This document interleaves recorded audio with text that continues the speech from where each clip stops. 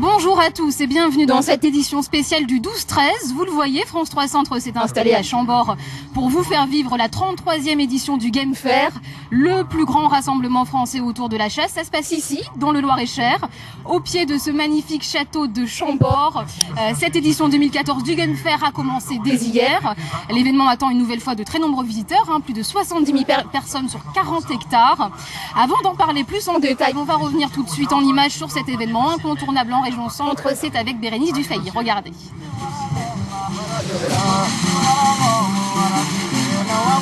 Et la barre des 70 000 visiteurs est atteinte et ce devrait être encore le cas pour cette 33e édition.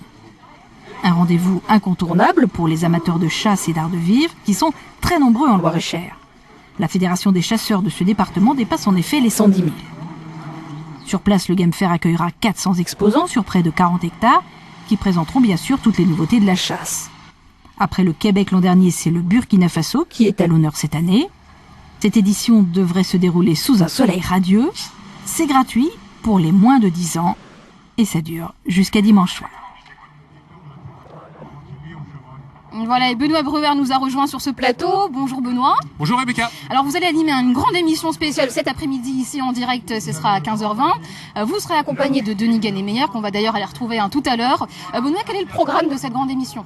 Alors déjà, on sera bien installé ici, façade nord du château voulu par François Ier, construit à partir de 1519. On va parler, Rebecca, cet après-midi, à partir de 15h20, de cette organisation exceptionnelle. Vous l'avez dit, c'est le plus grand salon de la chasse.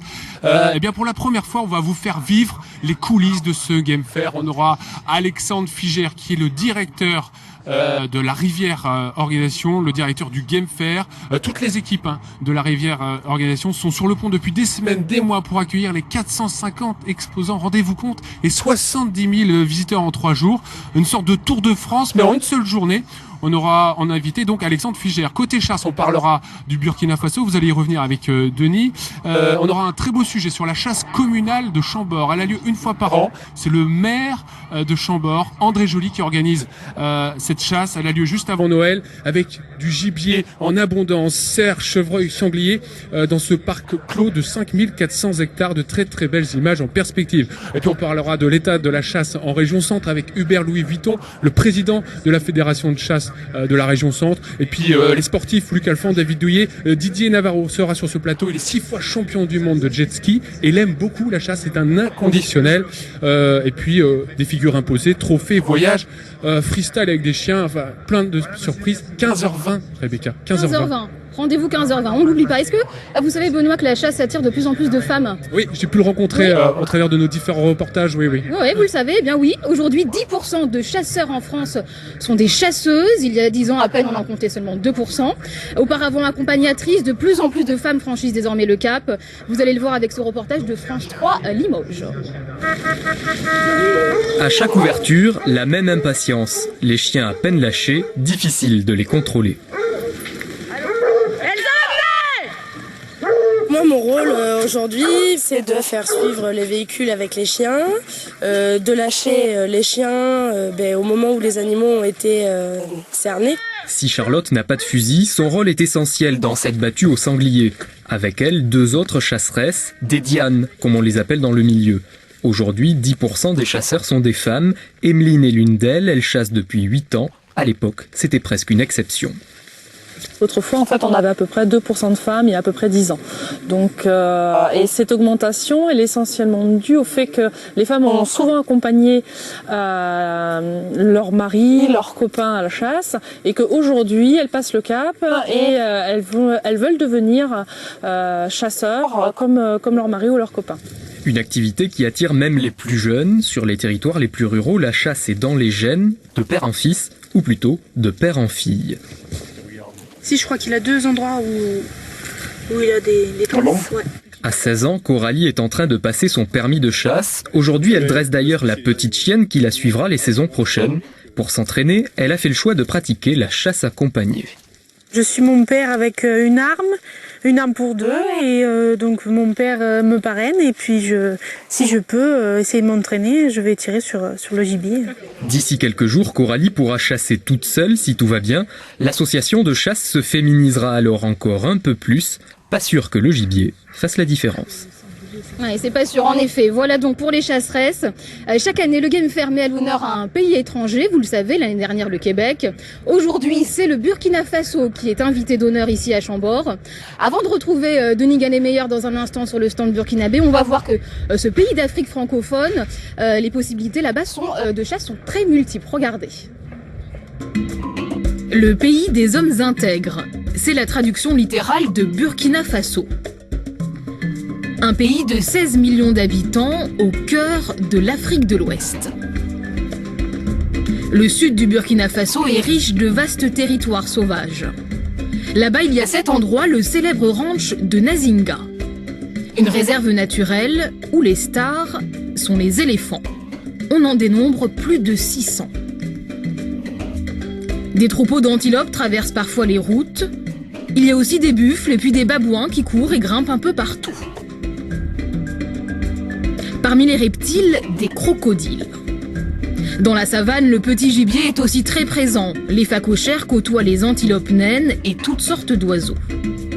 La faune burkinabé est reconnue comme exceptionnelle et variée. Malgré ses richesses, le tourisme est encore très peu développé au Burkina Faso, un pays qui conserve néanmoins toute son authenticité. Alors on vient de le voir, on trouve beaucoup de grands et de petits gibiers au Burkina Faso. Denis Gannet-Meyer, vous êtes sur le stand consacré à la chasse burkinabé. Comment ça se passe là-bas? Qu'est-ce qu'on peut trouver de beau? Écoutez, je suis sûr que vous le voyez à l'écran en ce moment, voilà. Eh bien, on est en pleine danse, on est en pleine tradition africaine ici sur ce stand du Burkina Faso. Comme vous l'avez dit dans le reportage, eh bien, ce pays des hommes intègres. Et là, nous sommes avec le ballet national du Burkina Faso, qui ont eu la gentillesse, parce qu'ils ont dansé pendant au moins 1 heure, ils ont la gentillesse d'avoir recommencé à rien que pour France 300. Voilà. Alors, dans ce village, eh bien, vous découvrirez énormément de choses. Des moyens aussi de vous rendre au Burkina Faso pour pratiquer la chasse. Vous découvrirez aussi le pays, ce pays de l'ouest de l'Afrique, pays formidable. Il n'y a pas de mer autour de ce pays, mais ce qui est assez étonnant, c'est que du nord au sud, vous avez pratiquement tous les visages de l'Afrique, avec la proximité du Sahel au nord et bien entendu la savane aussi au sud de ce pays. Alors regardez, je vais vous emmener voir cette exposition qu'on découvrira un peu plus cet après-midi. Eh bien, ce sont des expositions des animaux qui sont filmés à l'heure actuelle eh bien, en Afrique. Alors, principalement, bien entendu, le buffle. Vous avez pu voir un lion, mais vous savez que dans chaque pays, eh bien, il y a des législations un petit peu particulières pour la chasse de ces animaux. Il y a le buffle, il y a les antilopes, il y a les kobés, comme on appelle ici. Il y a beaucoup d'animaux. Il y a surtout les grands gibiers, la chasse au grand gibier et la chasse au petit gibier. Et je serais tenté de préciser que eh bien, ces chasses sont très très différentes et se font dans des régions du Burkina tout à fait différentes. Capitale Ouagadougou, ça vous le savez. Alors ça vient de toutes les régions d'Afrique, hein. Il y a des départements vraiment bien précis. Et là on pourrait, avec cette découverte du village, eh bien, vous donner le rêve de voyager et de partir en Afrique. Ce que je vais faire, c'est de vous laisser regarder ces danseuses, je vous rappelle, qui sont du ballet national du Burkina Faso. Et puis ce groupe de musiciens, je vais demander à Charlie de venir nous rejoindre. Voilà, ce groupe de musiciens donc, qui vont jouer pendant tout ce Game Fair 2014 pour vous faire découvrir la culture et les traditions du Burkina. Alors, moi je serais tenté quand même de conclure de la façon suivante, c'est que on va tout donner cet après-midi pour cette émission particulière consacrée au Game Fair. Vous dire qu'on va parler ici du grand gibier et du petit gibier. Alors le grand gibier, bien vous savez qui c'est Benoît Bruyère, le petit gibier, c'est moi. Donc on se donne rendez-vous cet après-midi à 15h20.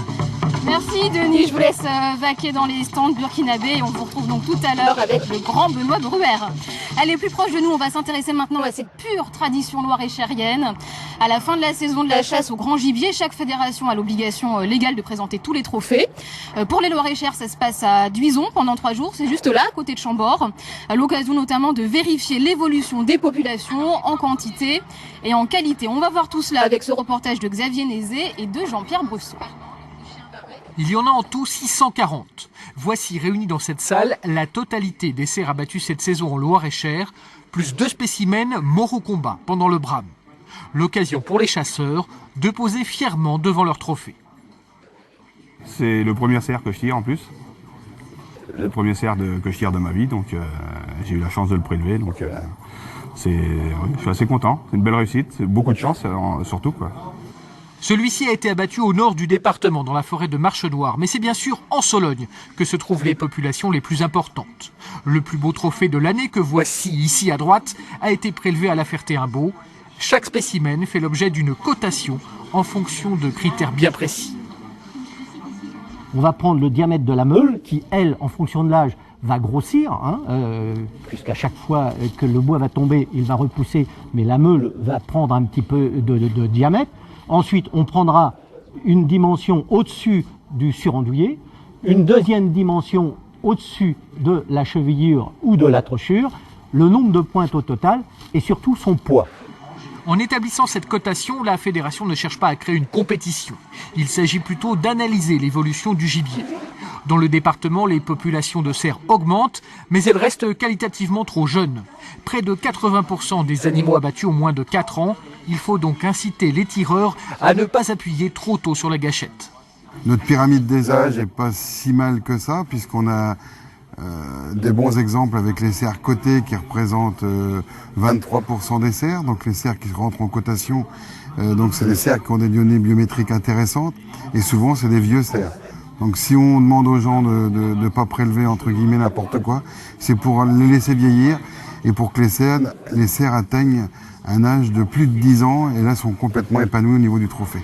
La saison passée confirme la tendance, le Loir-et-Cher reste parmi les 3 départements où on trouve le plus de cerfs en France et le centre est la région la plus peuplée.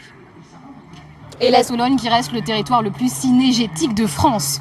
Allez, comme chaque samedi, on n'oublie pas notre série, on a retrouvé la mémoire. Et puisque nous sommes à Chambord, cet épisode est consacré aux chasses, les chasses présidentielles plus précisément. La République a en effet entretenu une longue histoire avec la chasse, notamment avec le président Georges Pompidou. Une histoire qui nous est racontée ce midi par Flavien Texier. Regardez.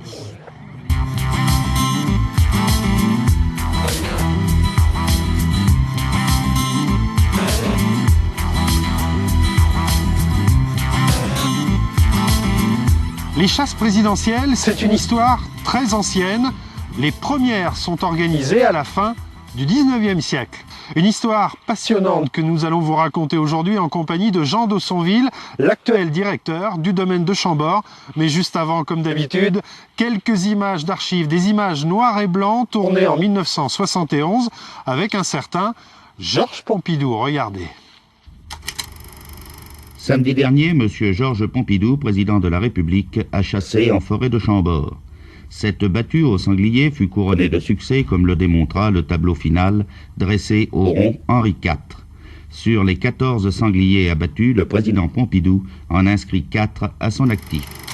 Bonjour, Jean d'Aussonville, merci de nous recevoir ici à Chambord. Quel regard vous portez sur les images que nous venons de voir, celles du président Georges Pompidou à Chambord en 1971? Mais c'est quelqu'un qui venait d'un milieu rural, qui était fils d'instituteur, donc qui aimait bien la terre, la campagne, il était à l'aise dans le monde de la chasse, et à Chambord, il avait un rapport très franc, très direct avec les gens, avec les rabatteurs, et il les appelait dans la forêt, c'est « allez, viens mon petit gars, viens par ici », etc. Il cherchait pas du tout l'intimidation, quand il était au poste et qu'il attendait. Là, on voit dans le reportage, il inscrit 4 sangliers à son tableau de chasse.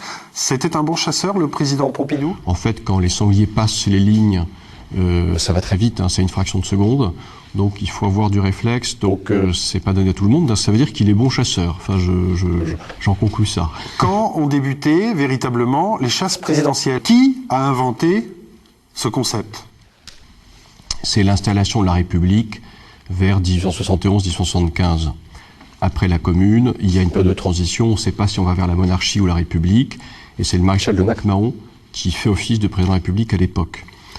Et puis on lui dit, est-ce que on va réinstaller un équipage de chasse à courre ou pas? Il dit non, ça fait trop monarchique, on va chasser à pied, parce qu'à l'époque tout le monde chasse, et donc il utilise Rambouillet. Et Chambord ne vient qu'après. En fait, c'est Pompidou qui installe la chasse présidentielle à Chambord. On va voir maintenant une autre image. Nous sommes cette fois-ci en janvier 1976. Et c'est l'ancien chef de l'État, Valéry Giscard d'Estaing, qui se trouve à Chambord. Giscard était un grand chasseur. Enfin, chasseur passionné, comme certains sont collectionneurs d'art. Lui, c'était ce qui l'animait. Il venait ici, par exemple, à la Thibaudière, qui était en gros la dacha Pompidou. C'est une cabane dans la forêt où il y avait les repas de chasse. Et lui, il venait et couchait sur un lit picot pour pouvoir se lever à 5 h du matin et aller tirer un cerf. La chasse était bonne. Très bonne, c'est parfait. Une autre image, toujours janvier 1976, on aperçoit Marie-France Garot, je le précise pour la jeune génération, Marie-France Garot fut une femme politique très influente dans les années 70 et elle aime la chasse visiblement. Elle était quand même en quelque sorte le point adverse de Giscard à l'époque. Or, on les voit à la chasse, donc on voit bien que la chasse est aussi le prétexte pour réunir des gens qui peuvent être en tension par ailleurs. Donc c'est utile. Juin 2010, les chasses présidentielles sont définitivement stoppées par l'ancien chef de l'État Nicolas Sarkozy et remplacées par de simples battues de régulation. En régulation, ça veut dire quoi? C'est-à-dire qu'on maîtrise la population. Une population de sangliers, ça peut doubler en un an, voire tripler sur 2 ans. Le palais n'intervient plus à Chambord? Plus du tout. C'est-à-dire que les invitations ne sont plus accordées au nom du président de la République. Et concrètement, qu'est-ce que ça change? Ça veut dire, ce qui est concret d'abord, c'est que le président de la République ne vient plus ici. C'est ça qui me frappe dans les images de Pompidou et de Giscard. C'est vraiment une autre époque. Pourquoi ça fait polémique, les chasses présidentielles?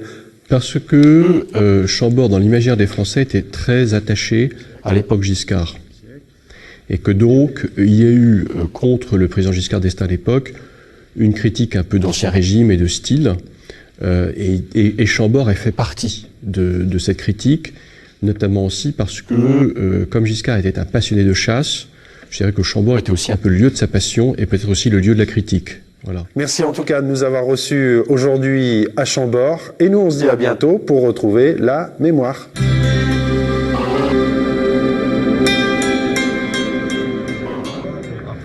Allez, avant de se quitter, autre événement de ce week-end dans le Loir-et-Cher, la traditionnelle vente aux enchères à l'orangerie du château de Cheverny. La famille Rouillac, père et fils, propose encore des lots exceptionnels. Alain-Georges Émonet et Jean-Christophe Raxy sont allés y faire un tour. 26e et dernière édition de la vente de prestige au château de Cheverny. Lors de sa première journée, le pouce-pouce du dernier empereur du Vietnam a été adjugé 56 000 €. Mais au-delà de l'enchère, c'est un objet au curieux destin. Ça a été vendu en 1907 à son garde du corps, de la corps bataillon indigène, pour l'échanger contre une butte. Car Sa Majesté déchue s'était fait réquisitionner tous ses biens. Il avait souhaité contre son lit, que nous vendons aussi, son pouce-pouce, l'échanger contre une voiture américaine de 1907, une butte. Et nous donnerons à l'acquéreur la facture signée par Tantay, l'empereur, de cette provenance et du prix qu'il avait obtenu. Ça correspondait à environ 400 €. On va pouvoir faire quelques multiplications. La vente se poursuit dimanche et lundi, une vente sous haute surveillance présidentielle, à la manière du dessinateur Uderzo, partout à Tis. Voilà, et n'oubliez pas notre grande émission spéciale cet après-midi, une émission spéciale Game Fair à 15h20, et c'est toujours avec vous, hein, Benoît. Oui, à 15h20 sur France 3 Centre. On sera juste à côté du ring d'honneur. Là, vous pouvez voir actuellement sur le ring d'honneur des images de chiens. C'est la grande présentation de toutes les races de chiens en ce moment sur le ring d'honneur, avec des setters irlandais là à l'image avec Gilles Maury. Tout cet après-midi, bien sûr, on vous fera vivre ce Game Fair, cette 33e édition en direct avec Denis Gadet-Meyer. On a plein de surprises à vous proposer ici en direct de Chambord, Rebecca. Voilà, merci Benoît. Et puis nous non plus, on bouge pas, on se retrouve sur ce même plateau ce soir pour le 19-20. Et puis dans un instant, la météo, l'édition nationale présentée par Catherine Matoche. Et on se quitte ce midi au son des trompes de chat. Je vous souhaite un bon appétit et une très bonne fin de journée. À ce soir.